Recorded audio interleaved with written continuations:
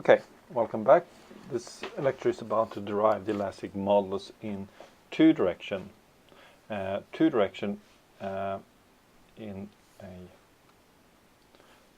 composite lamina. So remember we had this lamina, one layer of composite where we have fibers embedded in the matrix. So these are the assumptions we make on this small representative volume element, is that the fibers are straight and parallel to each other. All the fibers are linear elastic, and that's, of course, the matrix is also linear elastic, and they're also isotropic, and we assume that we only have fibers and matrix. There's nothing in between there. And of course we have to assume displacement continuity and force equilibrium. So we can take that away, and we can also take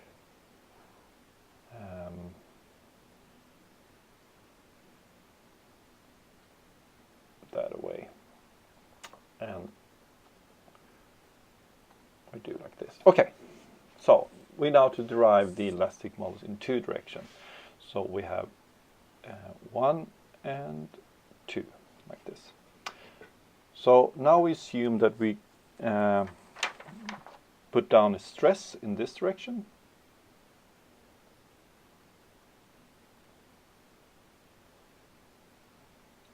uniform stress, that is sigma 2, and then of course we have a deformation in this direction.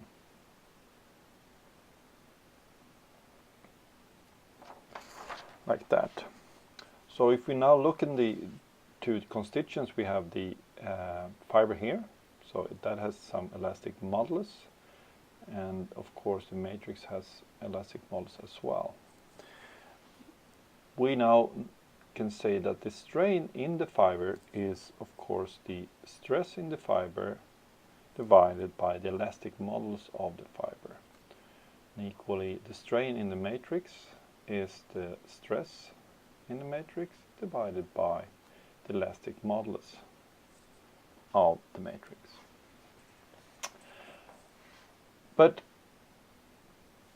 we also can see from this figure, in order to have force equilibrium, the stress in the two constituents, in the fiber and the matrix, must be the same.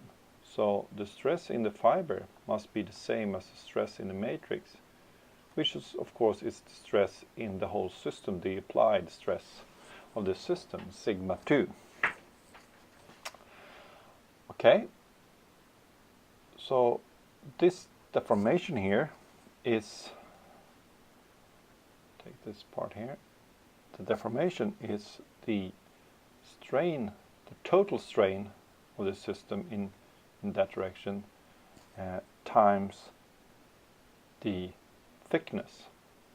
So we have a total, oops, sorry, this drawing pad is not the easiest thing to handle. So we have some total thickness or height of this system here, and of course there is a height of the two constituents, so we have a HF, and here's HM divided by 2, because we have a portion down here which is HM divided by 2. So these two makes up the total thickness of the matrix. So this deformation in the two direction here is then of course the sum of the two deformations that is occurring in the matrix and the fiber. So that could be written as the strain in the fiber times the total height or thickness of the fiber plus the strain in the matrix times the height or thickness of the matrix. I'm using the same notation as we have in the books. That's why I use the letter H for this.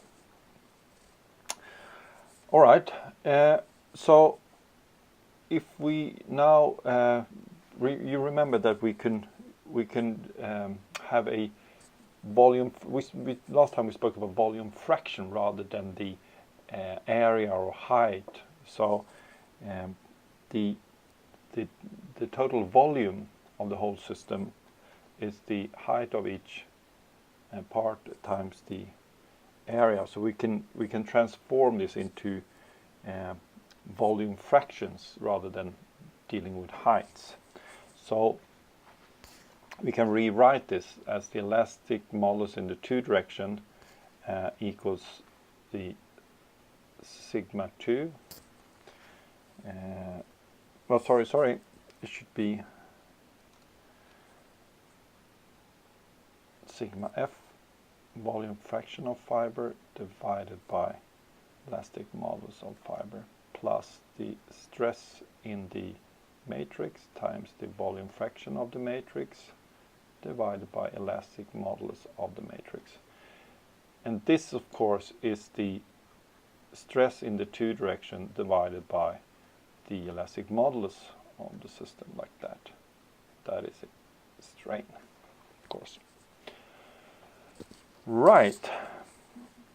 But then we also said that the stress in the system is equal as stress in the matrix and in the fiber. So that means that we can take these parts out. So that would leave us to something looking like that. 1 over E2 equals volume fraction fiber over EF plus volume fraction matrix over EM. So that's actually the whole thing. This is derivation of elastic modulus. So if we again, sorry, I'm not that good with this drawing pad. I'm getting there. So this is the volume fraction fiber. So here we have 100% fiber, and here we have no fibers at all. And then we look upon the elastic modulus in the one direction. That was the one we did previously. So here, of course, is the elastic modulus of the matrix, and here is the elastic modulus of the fiber. And then we had a linear function between the two.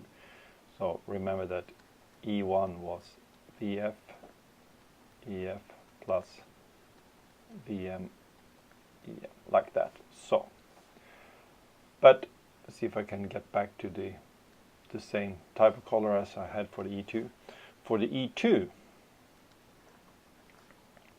of course, we have no fiber at all, so that is 0. Then, of course, the elastic modulus in two direction is the same as, sorry, start over. We only have the matrix, so no fibers at all. Then, of course, this is equal to this, meaning that we have EM there. And equally, we only have fibers.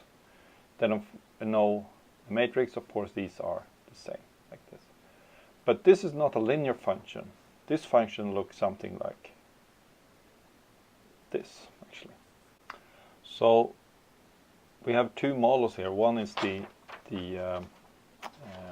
linear function, and that is a parallel. The material are working parallel.